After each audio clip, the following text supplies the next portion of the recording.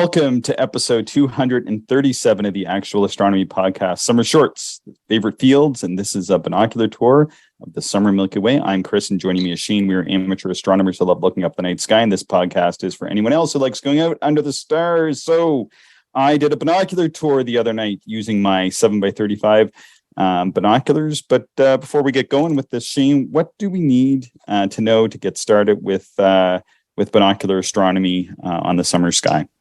Probably number one, try to get away from light pollution as best as you can. And before you leave, there's a few things you should pack. Number one, bring some binoculars. Now, we usually recommend like 8x42s.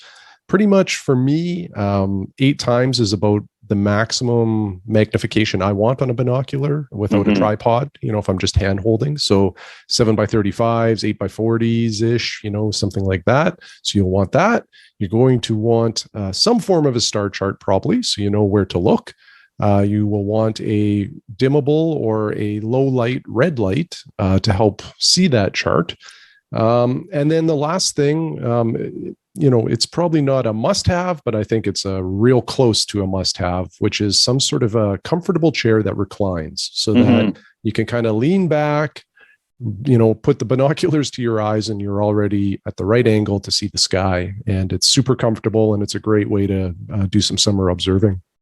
Yeah, so a good pair of binoculars, can be found pretty much anywhere. You can buy them used on eBay or whatever. If you are looking for a decent good pair, I recommend the Nikon Action Extreme 8x40s. And then the star chart. You just bought a new copy of this. Maybe get a jumbo edition of the Sky and Telescope Pocket Atlas. That would be a good one to have under the stars this summer, eh? Oh yeah, it's a wonderful atlas, and it's certainly great for binoculars, and also if you have a telescope, it's really what I use all of the time. So it's multi-purpose. Yeah, and for a red light, you can go buy a custom LED astronomy light from an astronomy retailer. They run about $25, but you don't have to do that. You can just get some red tape at the local hardware store, either electrical or red duct tape, and then just get like one of those cheap, inexpensive $2 or $3 LED lights that you can buy at a lot of checkouts these days, and just throw some of the red tape over that, and you're good to go. Eh? Yeah, exactly. Yeah, there's a lot of easy solutions to turn your light red. All right. So you ready to go on a tour of the night sky? I am. All right. So what happened the other night was it wasn't very good. In fact, it was kind of raining a little bit, and I decided not to set up my telescope because I usually don't do that in the rain. And then I set my alarm, or I woke up. I can't remember which, but I think I probably had set my alarm for around 12:30 or so, and I got up, and it was not 100% clear, but it was mostly clear. Actually, the best sky I had in the past week, and of course, no telescope set up, and with only 45 or 50 minutes of decent darkness these nights, I wasn't going to bother setting it up because I'd waste half the dark sky time just setting up a telescope. So I thought, I'll just grab my trusty old binoculars and head out the door. And so I did just that, and used the whole 50 minutes with my binoculars. And the one place I like to start in the summer on these nights, Shane, is in that Antares M4 region. I don't know about you, but I just love starting in that area because it's low in the south, and M4 always looks spectacular in just about any size instrument. Yeah, M4 is a wonderful cluster. It's a great place to start for sure. I love Antares as well. If you want to see star color, even to the naked eye, Antares has that orange hue to it. And certainly with any optics, that's just enhanced. And, there's a number of other stars kind of in and around that area, particularly within the field of view of binoculars. So you can compare that orange hue to a lot of the other, star colors in that vicinity, and it's quite striking.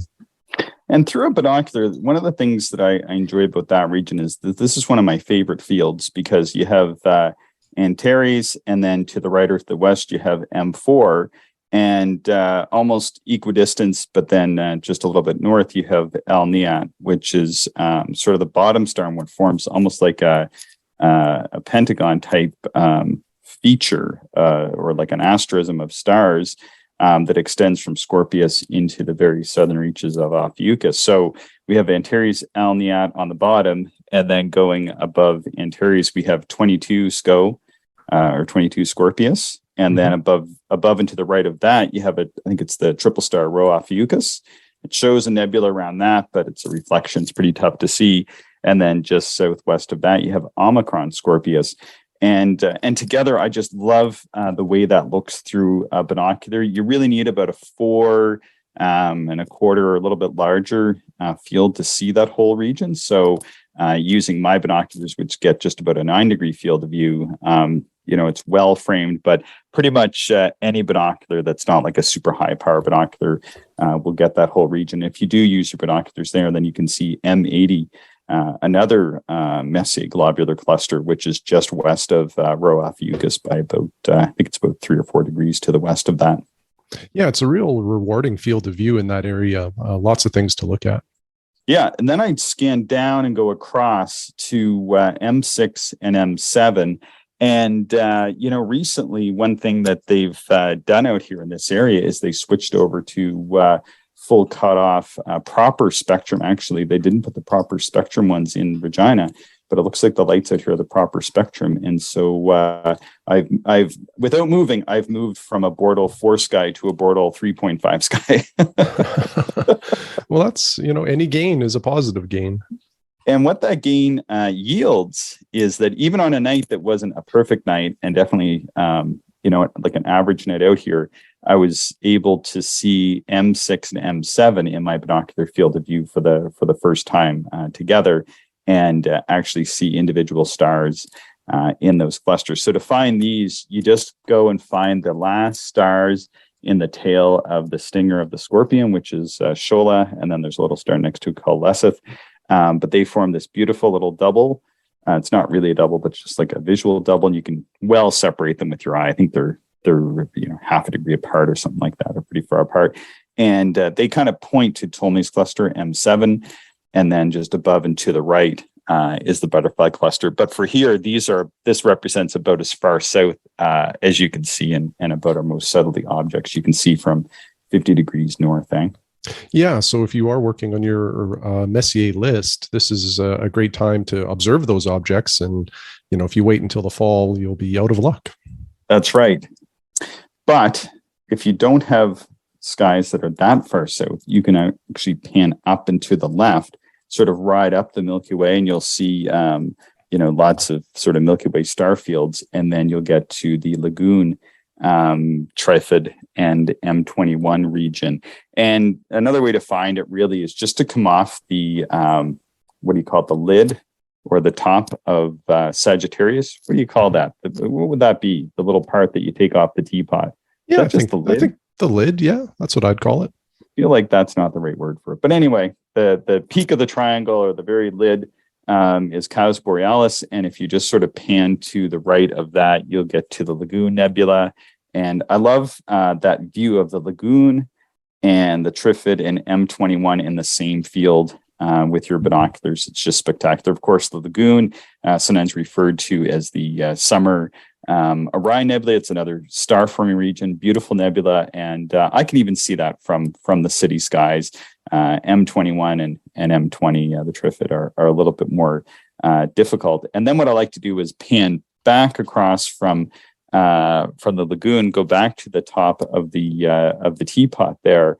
And one of my favorite regions is in and around M22, which is a Messier globular cluster. And there's a line of stars that it sits within. I don't know if you've ever noticed this, Shane, but you can actually see this with your unaided eye. And one of the beautiful stars to look at through binoculars and telescopes there is 24 Sagittarii, which is a bit of an orangey red star. And that's just a beautiful field. And then if you have your binoculars, of course, right above Caus Borealis, the top star in Sagittarius is another Messier globular M28. Do you ever look at that sort of field in your 12 by 36s? I'd love to see them in those binoculars. Yeah, this is my favorite part of the sky for sure in the summertime. The whole Sagittarius constellation and kind of around it is just phenomenal in terms of beautiful objects to observe. And the great part about it is a lot of these are very observable with binoculars. So it's just a wonderful area to pan around in. And really, You could spend an entire evening on these objects and probably still not do them all justice. So, this is just highly recommended by myself with, my preferences. Yeah, and then if you head straight up from there, or heading up to the north, you'll land on the Sagittarius star cloud, and then I like to go back and forth from west to east and east to west, and you can see on either side, sort of quite a distance out. So, but this is the view through binoculars. On the right or to the west, you'll see M23, and on the left or to the east, you're going to see M25. And then just above the Sagittarius star cloud is Messier 18, and then you get the Omega or the Swan Nebula, Messier 17, which is a nebula, and then just above that you get the Eagle Nebula. So the star cloud is a grouping, a chance alignment of a hole in the Milky Way, and then you're just seeing all the stars towards the core of our Milky Way beyond, and then M25 and M23, those are open clusters. But if you continue to pan up, you get to one of my favorite regions, which is that Scootum star cloud. Love that region. Yeah. It's again, it's just rich. There's so much to see there. It really is incredible. Yeah. So Scootum is sort of a hard constellation to draw out. It's sort of like this long diamond shape, and it sort of cuts right through the Milky Way. But I don't even bother trying to look at the pattern for Scootum. I just am familiar with that Scootum star cloud. And then there's this little, some people call it the Gulf putter. I've heard of other, sort of dipper type asterisms, but right in there's this little asterism. In the heart of that asterism is a faint cluster. You need a little telescope to see it. But to the left of the bowl of that little asterism is the wild duck cluster, Messier 11, which is an open cluster. That's just beautiful the way Messier 11 sort of hangs on to the edge of the star cloud, and then that asterism is kind of like superimposed over that star cloud. Yeah, it's beautiful, and that the wild duck cluster is one of the, it's not even like many astronomers love the wild duck cluster. It's beautiful, and we all go back to it multiple times a year. I think it's a neat one to look at. And the history of it is that William Smythe, who wrote the Bedford Catalog, came along and was talking about how there's some V's of stars in there, and they look like migrating wild ducks, which I've since confirmed after moving to a place with wild ducks. But I always used to like to say that there's this orange star that's in there, and I used to say that's the party duck, that's the wild duck in the cluster. Anyway, people can take that away. All right. And then panning north, you can get up to Sagitta. It's this tiny little constellation, but I always find Sagitta, if you look at the star pattern, it's one of those things, it doesn't really look like anything. It's supposed to be an arrow, but for whatever reason, that pattern or asterism of stars of Sagitta, it just really pops out to me. I don't know about you. It's, I don't know, like it's in a rich part of the sky, but yeah, it's a fairly easy constellation to pull out. Yeah. And then inside, and you can actually fit the whole constellation in a decent wide field pair of binoculars. If you get a binocular that has 7.5 degrees or larger, you can actually see that whole constellation. And then in there, you can see Messier 71, which is a really loose globular cluster. And then just off the tip, off the eastern side of Sagitta, if you go about a Sagitta height from that star, you get to the dumbbell Planetary Nebula. Yeah, which is, again, that's another great object. Looks really nice even in small telescopes, but certainly observable with binoculars.